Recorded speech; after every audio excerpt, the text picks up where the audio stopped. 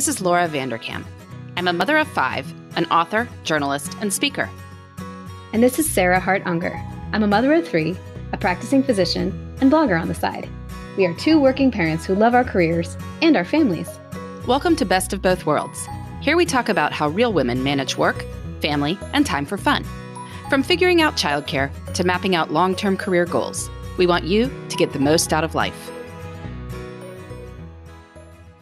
Welcome to Best of Both Worlds. This is Laura. This is episode 247, which is airing in late April of 2022. We are going to do Weekends Revisited. We have covered the topic of weekends before, as you might imagine, in nearly 250 episodes of doing Best of Both Worlds. Weekends have come up a time or two, but it's been a while since we've done it. So we thought we would revisit the topic, how we think about our weekends, how we plan our weekends, what we like to do on our weekends, any helpful tips we have come up with in the course of many, many years of thinking through weekends. Because, of course, weekends have this special place in working parent life in the sense that they aren't relaxing, especially if you have young kids. And so it's always funny when you're hearing somebody talk about, can't wait to relax on the weekend. It's like, well, that person does not have a toddler, or if they have a toddler, somebody else is dealing with their toddler, which may be possible too. On the other hand, it's the opportunity to have a lot of family time and do some fun things. And if you are going to relax, it's more likely to happen then than any other time. So we really do need to think them through. So that's what this episode is about. So Sarah, what did you do last weekend? We are recording this in early April, by the way. Yes. So last weekend, our weekends come in several flavors, depending if anyone is on call. So it's like a Josh call weekend, a Sarah call weekend, a no one call weekend, or a both call weekend. So 4 potential combinations. This was a nobody on call weekend, which is about 40% of the time, 50% of the time, something like that. And this was a lot of divide and conquer. So Cameron had a baseball game on Saturday, and I took Annabelle and Genevieve somewhere. I actually already don't remember exactly where. We might have gone swimming.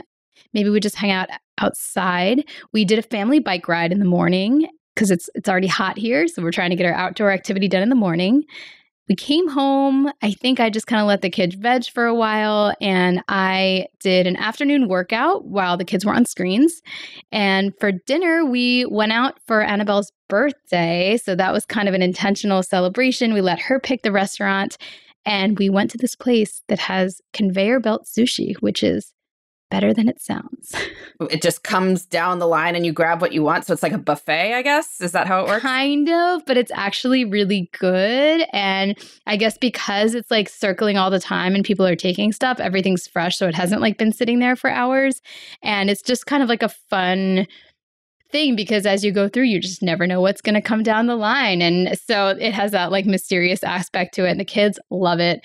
It's called Blue Ginger for any South Floridians. And I actually think the food is quite good. So how do you like pay a flat fee and then? No, they collect your dishes and the dishes are color coded to the price. So like, they'll be at the end, they'll be like, 4 reds, 2 blues, 3 greens. And then they just add that up. So yes, very clever of them. And you can also order off their menu as well. So we did kind of a combination. So that was Saturday. And then on Sunday, I went running in the morning. Cameron and Josh went to go skateboarding for like 7 hours. I don't think it was supposed to be for that long, but my God, they left at like 9 and I don't think they came back till 4. So long time. Genevieve had a play date to which I dragged Annabelle. I felt a little bad, but I eventually gave her my phone during the play date to watch YouTube because there's only so long a 10-year-old can maintain interest on a playground with a bunch of 4 and 5-year-olds. And then we came home, once again, some screen time for everyone. I believe I took a nap. I started reading in a New York Minute, which is a fun romance romp. And then I made dinner, which was a prep dish salmon bowl with lemon sauce, grilled zucchini and couscous, which I know Laura's like, your kids ate that, but they actually really liked it. Sounds great. I would enjoy it. Yeah, my kids would not, but that's fine. I can look right at my time log, so I can in fact tell you what I did last weekend, the weekend before we were recording this. I was up on, Friday night is always make your own pizza night. And in this case, nobody had anywhere they were going. So we all were there for make your own pizza night. And I made brownies with Ruth afterwards, and other children as well were helping out. Saturday morning, I was up around 6:45, in and out in my bed, scroll some, baby got up. I went and ran at about 7:45 and ran, I think, 5.5 miles. Came home. I took Ruth and Alex to their karate belt graduation. Michael took Jasper to his tennis lesson. He had Henry with him. He and Henry went to the nearby library for an hour during the tennis lesson. Sends me videos of him looking at all the books. That's what they tend to do during that time. The karate belt graduation, the kids were getting their new belts and showing off their stuff. And then it turned out there was a pretty cool playground that was right next to the karate belt graduation place that we decided to stop at. And so that was pretty fun. There was a zip line there, among other really cool playground things. We stopped at Wawa, came home, lunch. We all had a little bit of downtime. I put Henry down for his nap, and miraculously, he actually went down. I used the time to dye my hair, as I do. It looks good. And then I did a sort of disastrous trip prep attempt. Maybe this episode is running after the trip, so hopefully all went well, but I was trying to fill out the documentation, and it turned out that Jasper's vaccination card would not go through the system for various reasons. Everybody else's would, but his would not, because it is older, because I was a responsible parent and vaccinated him as soon as possible. And so now you're getting punished. So now I'm getting punished good deed for having done the right thing. Anyway, we won't go into that too much. Anyway, we went outside at some point, all playing outside, had family dinner, and then I took the big kids to go see Mamma Mia at the local high school, actually at Jasper's high school, so we had a lot of friends in the show. It was pretty good. I was impressed. They did a very good job for being, a high school musical here. I spent some time after we came home from that looking through Jasper's novella. He's written a novella, which is great. And then went to bed. Sunday, got up, took Henry and me to church. He went to the nursery. I went to choir practice, and then had the church service. The rest of my family came just for the service. After that, came home briefly, took Alex to a birthday party. I did some errands during that. Came home, just a lot of sort of downtime while Michael went and did his gym trip. I should say he went and did his long run Saturday afternoon. We both get to do something. I took Ruth to soccer at about 5. It was really cold, but I ran during soccer. We came home, did dinner. I think Sam had a Boy Scout meeting and the sort of getting ready for the week, getting ready for bed, all that good stuff. So yeah, that was my weekend. It sounds full and good, and you managed to get in lots of the essentials, which we'll talk about in the rest of this episode. So yeah, I think we also shared some commonalities, a little bit of kid activities, a little bit of workouts. Yeah. So, one of the first things we want to talk about with this is, as we're planning weekends, first, why plan a weekend? Because, of course, we have all encountered this concept out here that having plans for your leisure time is like missing the whole point, right? That like if you have set appointments for your leisure time, then you're not really relaxing and you must not really be happy and you're doing it all wrong. And we need to talk about how the world is overscheduled and terrible. And I'm not exaggerating. I've actually seen this in many points because this is, a common thing when people are going to complain about my work. This is one of the themes that they will take. So I've actually read a reasonable number of comments as such. Why do we plan weekends? Well, some of it, I'm sure this is self-explanatory to many of our listeners, but if we have some newbies here, some of it's just necessity. Like I have 5 children. Sarah has 3 children.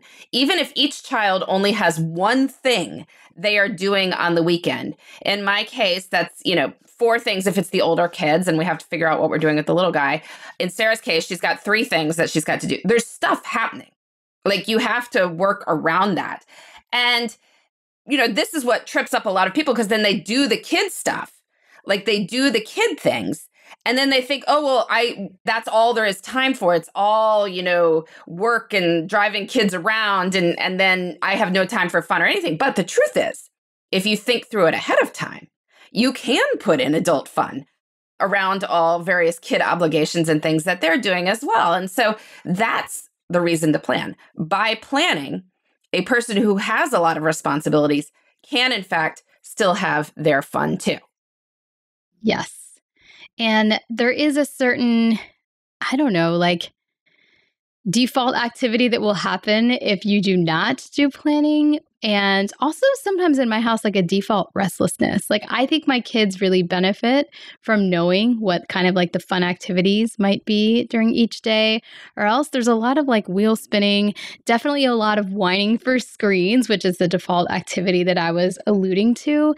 And it is much more difficult for my husband and I to carve out any time for what we actually want to do without thinking about how all these complex moving parts might fit together.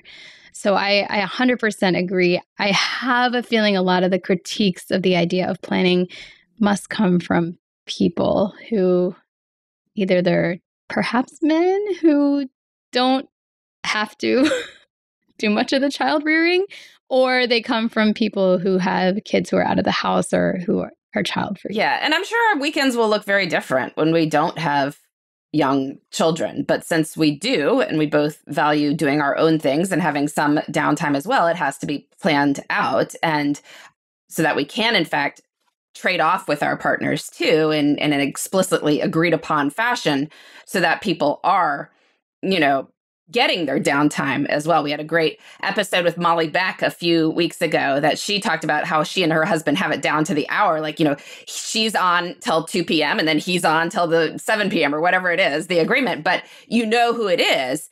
And so the other parent can, in fact, truly relax and get some of that time as opposed to having it be a constant source of tension. Like, go ask your father, I'm trying to relax. And go ask your mother, I'm trying to relax. Yeah. So it's much better to have it spelled out. And of course, spelling it out means there's a plan. Oh, it all comes back to that eventually. All right, well, let's take a quick break and then talk about some of those ingredients we feel are necessary to having a renewing and enjoyable weekend.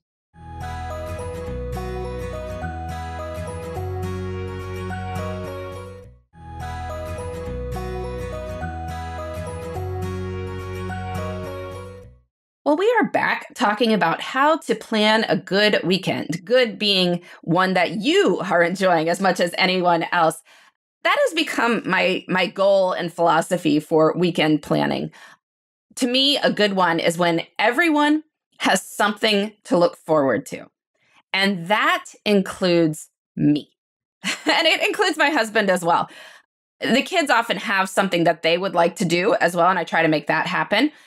I'm definitely cognizant of it. Does everyone have something that they are looking forward to? And if all of us do, then, people are going to be slightly happier about doing things that maybe they're not as much looking forward to, because when you have a large household, inevitably somebody's going to have to tag along to something that wasn't their first choice for a weekend activity. But if they know that they have something, that it's not just all going to be drudgery for them, then they can have a lot more fun. I mean, you think about this too. Absolutely. Like for a great example of our past weekend, Annabelle was maybe not so thrilled to be dragged along on Genevieve's playdate, but she knew her birthday celebration was coming up and she knew she would get to spend some screen time, which, sometimes that's what our kids are looking forward to. And we try to mix it up and have other things as well. But sometimes nothing would make Cameron, happier than playing video games for 3 hours.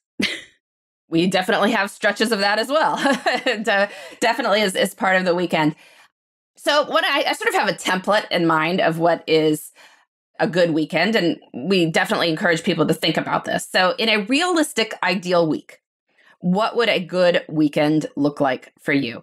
And of course, the realistic ideal means that you don't, you still have the family you still have the various obligations or responsibilities you have not suddenly won the lottery or anything else.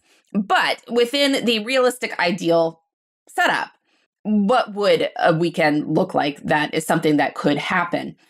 So for me, I like to do one long run. I like to have some sort of family adventure. You can think of it as like a half day kind of thing. I sing with my choir, and ideally we'd have some sort of adults only fun. There has not been as much adult-only fun, but there is always some element of fun. And maybe it's not adult-only. Maybe it's just seeing other adults with other kids around.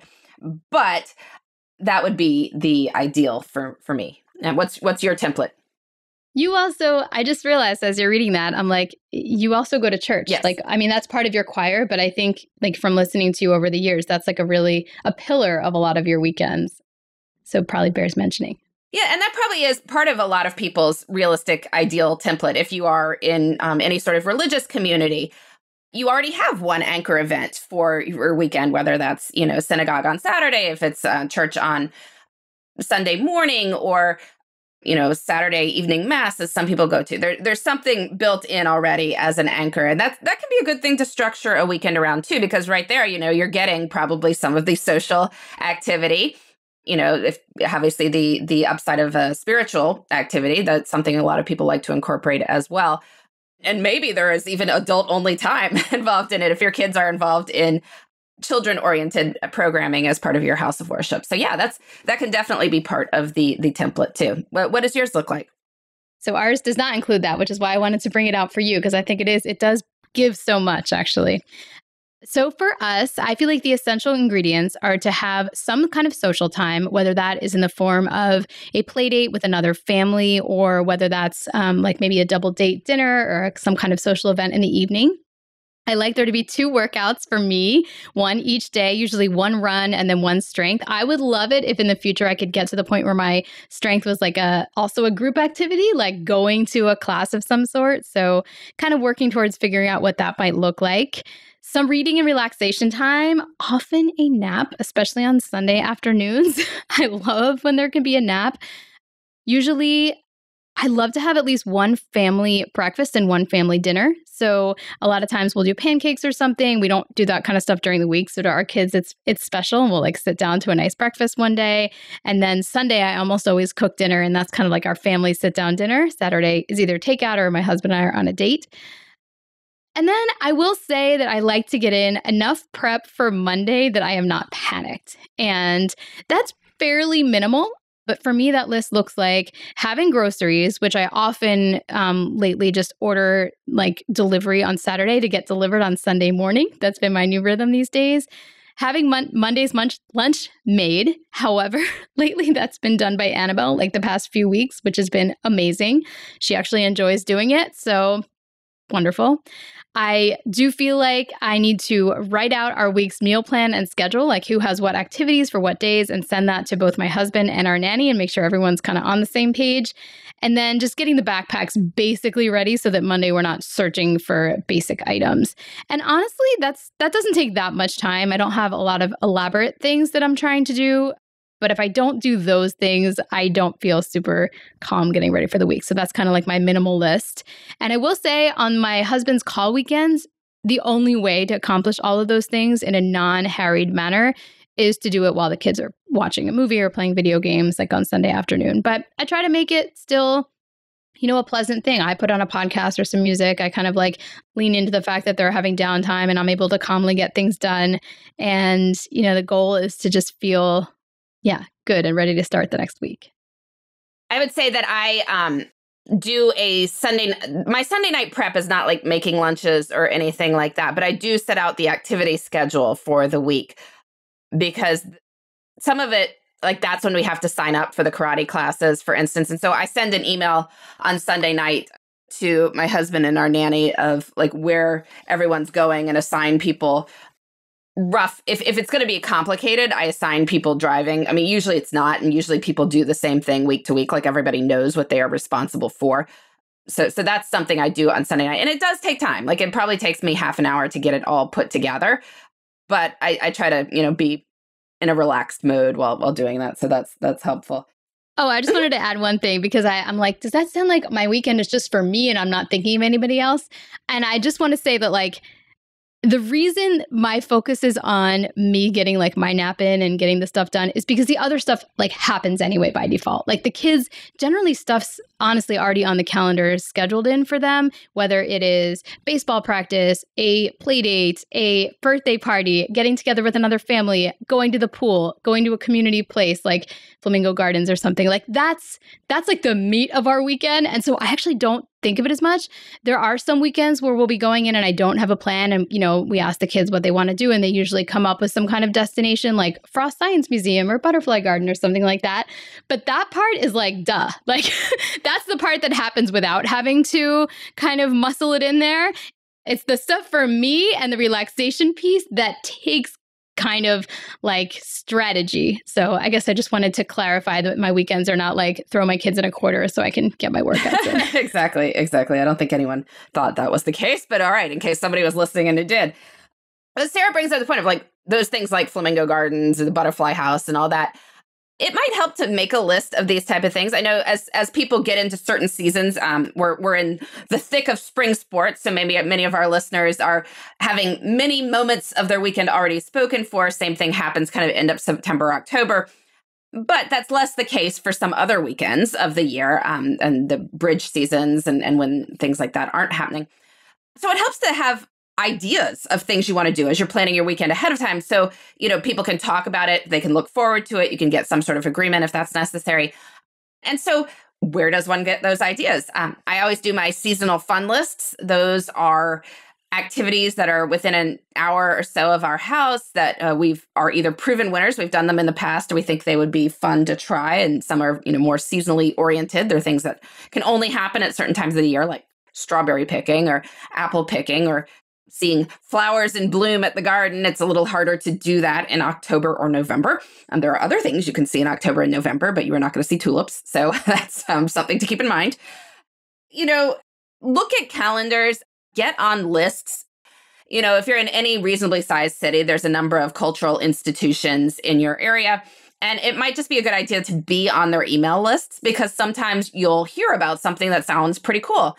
And I would have a bias toward going ahead and trying to put it on the calendar. Like if it sounds like it is something you would enjoy, maybe you won't wind up going. Maybe it won't be cool if you do go. But as you do this, you sort of start to see what your family does enjoy and what makes for good activities. And then those things can repeat year after year. And, that it becomes easier to plan weekends because you're not thinking about what on earth can we do? Well, you have a long list of things that your family has enjoyed in the past. My husband's really good about this, actually. Like, I think he's learned, and like a lot of times it'll just pop up on he uses Google Calendar, even though I don't. So it'll just pop up like, oh, he put that there's a car show in 3 weeks that we might want to consider going to or something like that. And it doesn't mean that it is a firm plan, but it is nice to have that kind of option if the day does end up being open. And I do agree, the longer you've lived somewhere, you would think it would be the other way around. Like if you're new to a place that you have more to explore. But actually, I think the longer you're somewhere, you kind of like know what the rhythms are and like what the annual things that come around. Being in tune with those rhythms of nature, like you're talking about, the different seasonal things, you are going to have more of a social circle. So doing some of the same things you normally do, but with other families can add a new twist to that. I never feel like we are having trouble thinking of things. It's usually more the other way around. Not enough time.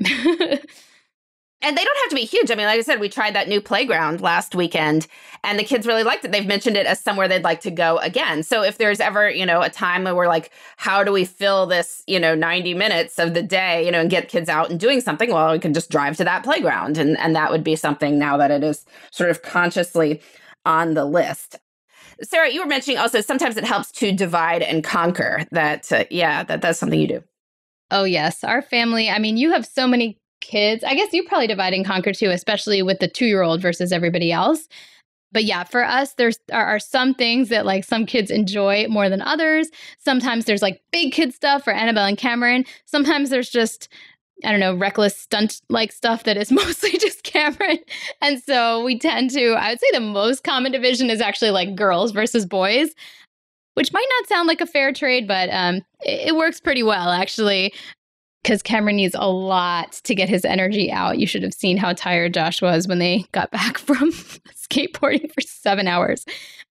So yeah, we do a lot of that. And sports necessitate that as well. I can't stand dragging all 3 children to the soccer sidelines. I've done it a couple times. I've done it enough to be like, I don't want to do this. So whenever there is an activity that only one kid is participating in, that's almost like an obvious cue, if there are 2 parents available, that there will be 2 separate things going on. Yeah. And especially now that my kids are older, we've been able to leave kids home alone, right? Like that's an option that the older boys really don't ever have to go anywhere unless we're going to be gone for a long time.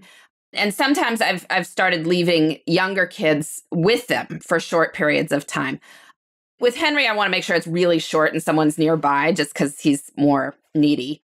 But certainly Alex can stay with them for an hour or two. And so because of that, you really never have to bring tons of children to something else, to a sporting event. So that has definitely been a nice part of older children that makes weekends slightly more doable. That was certainly not the case, maybe 2-3 years ago when that was not going to happen at all.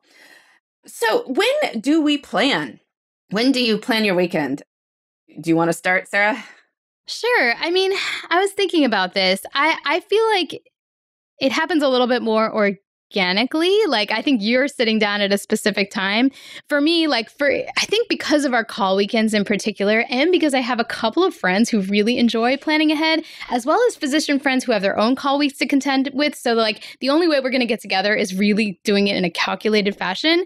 Like yesterday, I was at a meeting with a friend, like a work meeting, and a friend who has kids, and we were texting on the side, and we're like, let's get together. And so we made a play date for about a month from now because that was the first time it worked, and that's already in my planner. So when we get closer to that date, I'll be like, oh, yay, play date with these kids. This will be so fun.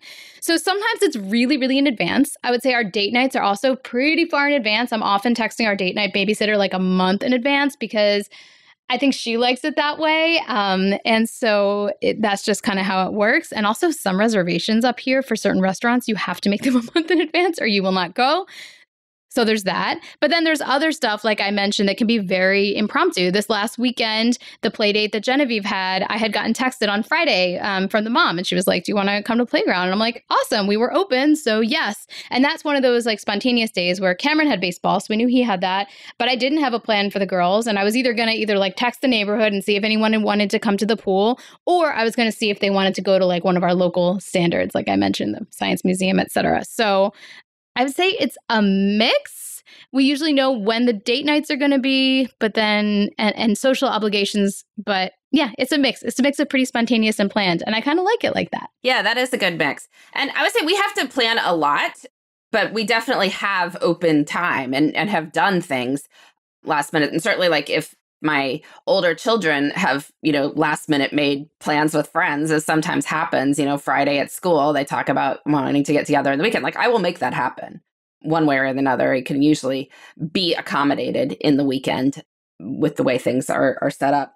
So I'm often coming up with stuff a ways ahead of time. If it's things like concert tickets or going to see the cherry blossoms, it has to be within a certain, 2-week period or whatever, what weekend day is going to work for that.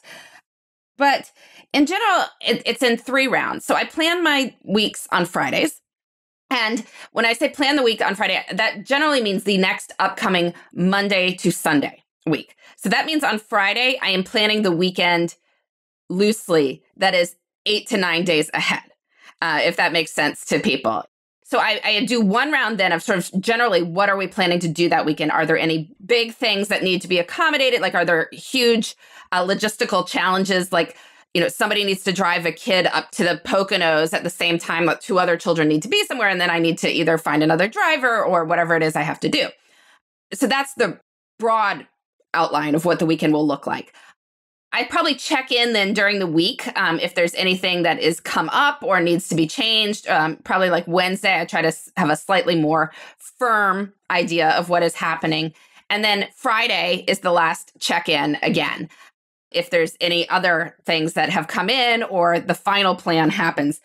And that is when I normally send the weekend email to Michael. The weekend email. I think I started doing this because you were doing this. I was doing it for a long time. And the irony is I have stopped doing it because I haven't. It's on our whiteboard, the main things. And then the other things which I used to put in there, I feel like they've become so repetitive that I don't need to anymore. Yeah. Well, so ours has been enough varied that I kind of do need to send it. And sometimes there's been some tension of has my email been read? Has my email not only been read, but committed scripture to heart? Because I do not enjoy being asked at 9:30 in the morning, hey, who needs to be where when? I'm no. It was in the email, which we have studied and committed to memory. That said, I know it sounds like I'm a bit of a taskmaster with it, but I would say the weekend, my husband is going to get to do a long run. he is usually going to get to do it in the afternoon, which is when he wants to do it. Like, he doesn't want to get up at 6 a.m. to run, and he's not going to have to. Like, I've put this in one way or another. He wants to go to the gym. I will have put in time for him to go to the gym. Ideally, he would be taking our, teen boys with him, but he, if they don't want to go, they don't have to. And so that's also his time. So he gets those things in. Anything else that has been sent to me, like that wants to happen, if we're like, we've gotten together with like some of his colleagues or something, or, whatever else, if he's put in, he took some of the big kids to go see The Princess Bride. Our local orchestra was playing the score, like while they were screening the movie. So he took that to that a few weekends ago and put that in the. So anyway, what I'm saying is, like, I manage the schedule, and it has to happen as I say it, but there are going to be things that other people want to do in it. So he had best read it.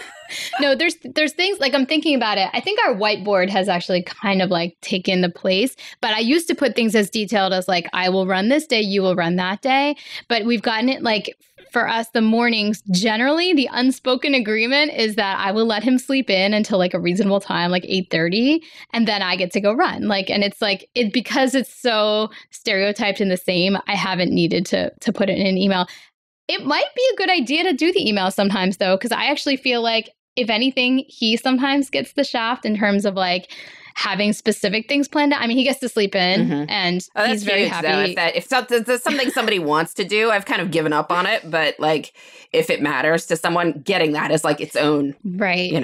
That's so true. Like, I'm not sure he's lacking anything that he wants, and he like genuinely enjoys having some video game time with our kids in the afternoon sometimes. So I feel like he gets a lot there, and that's we've just gone to a natural rhythm where I guess we don't need it as much. But then I sort of miss it when I hear you talking. Well, I mean, it's work to send it. I mean, it's certainly not, but I mean, it's how I can sort of spell out, like, and then it's reminding me too, like, okay, well, this is what happens next, and this is what happened next, and knowing that there is, that we're all going to get to do the things that we wish to do makes it feel a lot better. I mean, I think in many families, one party does do more of the planning, and probably many of our listeners listening to this may be that person in their relationship. They may or may not be, but my general philosophy is that if one party is doing more of the planning, then the other party probably needs to like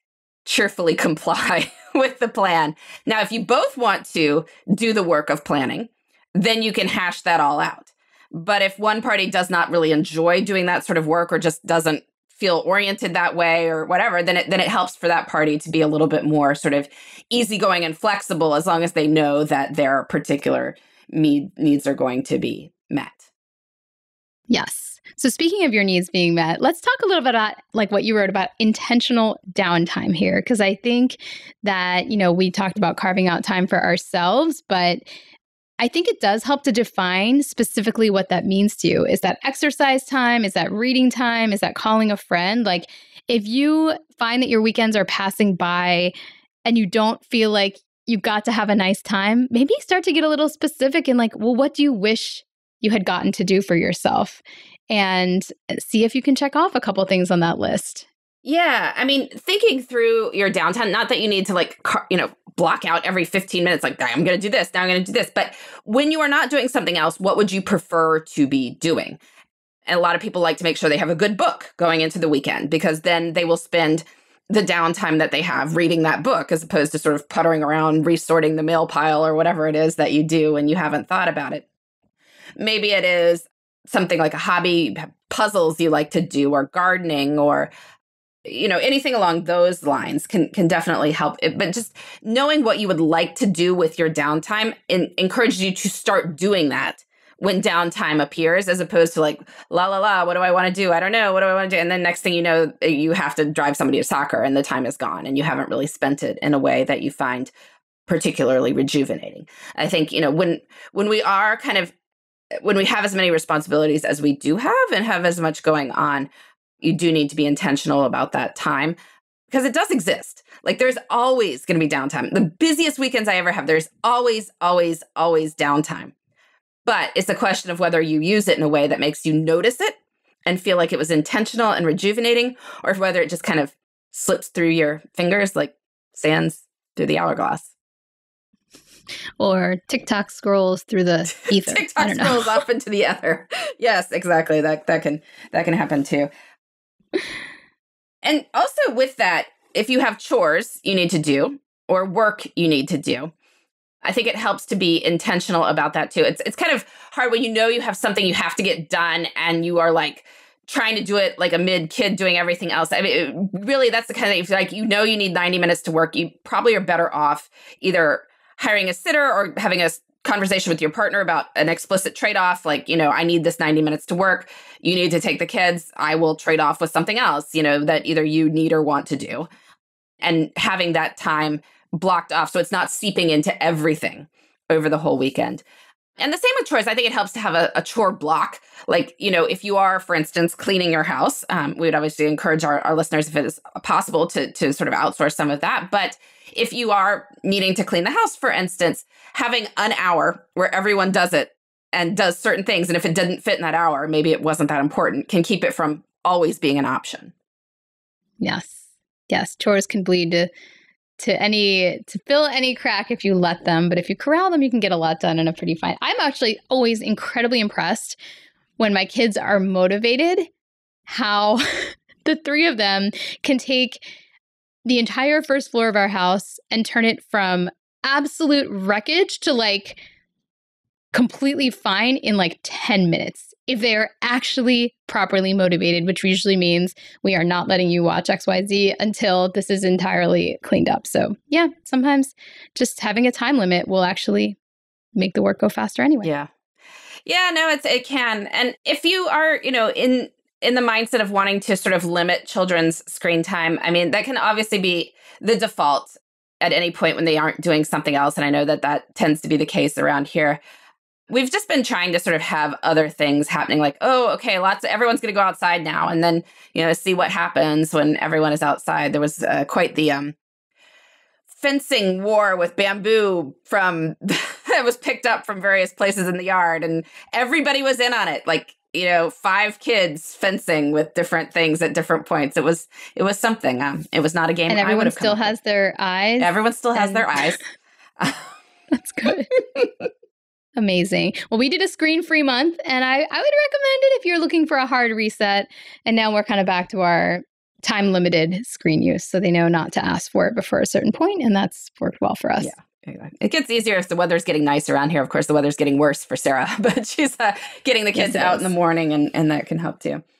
All right. Well, that's, just how we plan our weekends. Lots of things to think about. And I hope people will send us your ideas of how what your template is of a realistic, ideal weekend. We'd love to hear that. If you get any ideas from this episode, please let us know about that too. So the question for this week, shall I read it or did you? Yes, go for it. You're the good summarizer. Just summarize. Edit down quickly.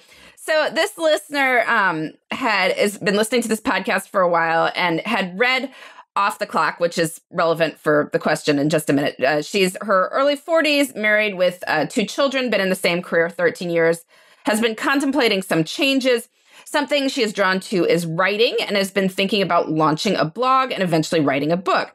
So in Off the Clock, I talk about how Sarah went down to an 80% work schedule. This was a couple years ago for our listeners, to make time for blogging and the podcast. She says, that sounds amazing. I was thinking of looking into working 4 days a week, which she could swing financially and not lose the benefits and have one day off for blogging or whatever else I want to do. However, she notes that if she hangs in for another 3 more years, they would have their mortgage paid off, at which point she might potentially have more flexibility. So she's not sure what to do. She has a very back and forth relationship with her current career. Loves the people, sometimes the work, working with a career coach to figure it out. And if we recommend going to 4 days a week, any advice for approaching the employer about that? So, Sarah. This plan makes me kind of nervous, the way she talks about her maybe blog situation, because I wonder if she's, I don't know, I can't tell what she means by that, or whether this is like a work thing or just a passion project. And if it's a work thing, it doesn't sound like a viable work thing to me, to be completely honest, because I've only been writing a blog for 17 years and it still does not pay any bills, really. So I guess I don't know. I think I think the career coaching sounds great because she can delineate specifically what she's looking to achieve with building this hobby. I mean, if she is trying to go down to 80% merely because she wants more space in her life and to have more fun on her days off, and that she feels like that's enough for her from a work perspective, I think that's completely valid. I get a little nervous about like, I think I might do a blog, and like maybe that there are not realistic ideas as to what that might bring to her with one day a week off to play with and starting something new from scratch at this juncture.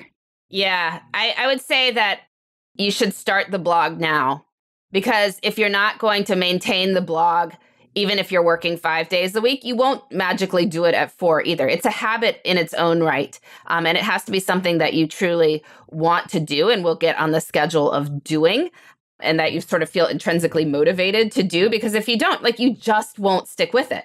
Like there's, people start blogs all the time thinking like either it's going to make them money or get them a million readers overnight, neither of which is going to happen in the vast majority of cases.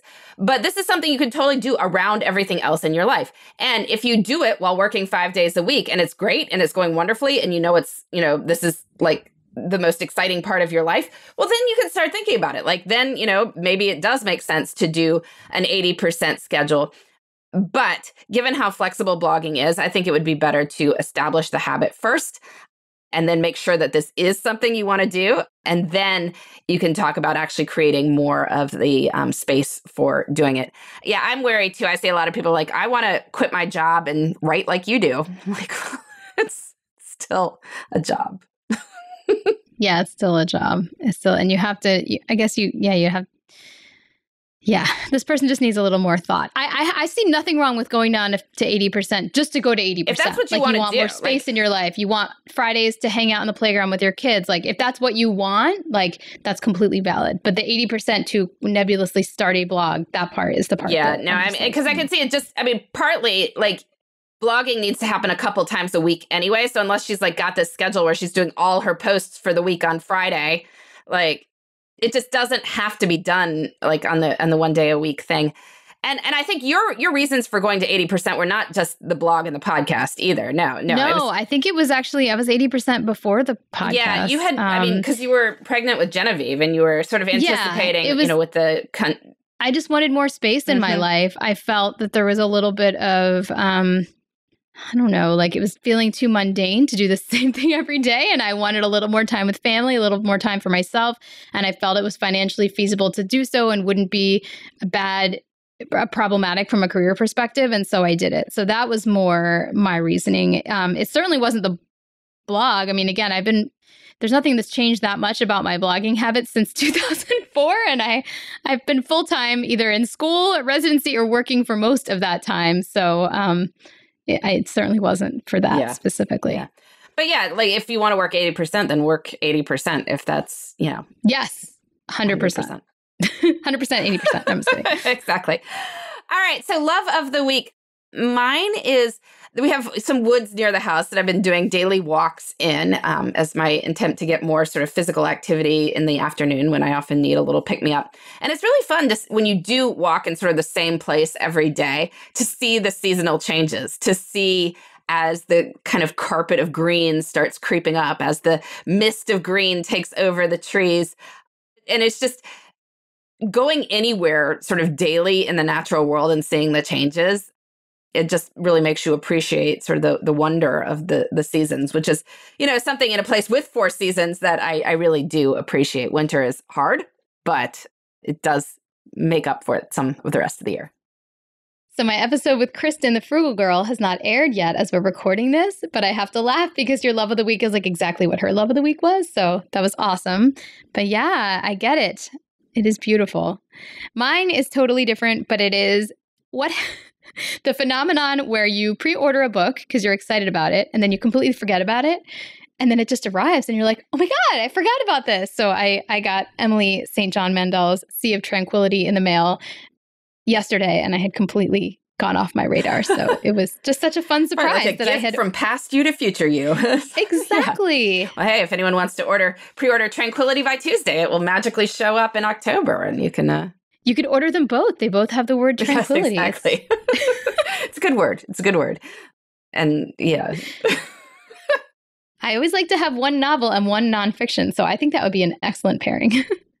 All right. Well, this has been Best of Both Worlds. We've been talking about how to plan weekends, how to think about, in the question, think about whether to go to an 80% schedule to make time for other things. We will be back next week with more on making work and life fit together. Thanks for listening. You can find me, Sarah, at theshoebox.com or at @the_shoebox on Instagram. And you can find me, Laura, at lauravanderkam.com. This has been the Best of Both Worlds podcast. Please join us next time for more on making work and life work together.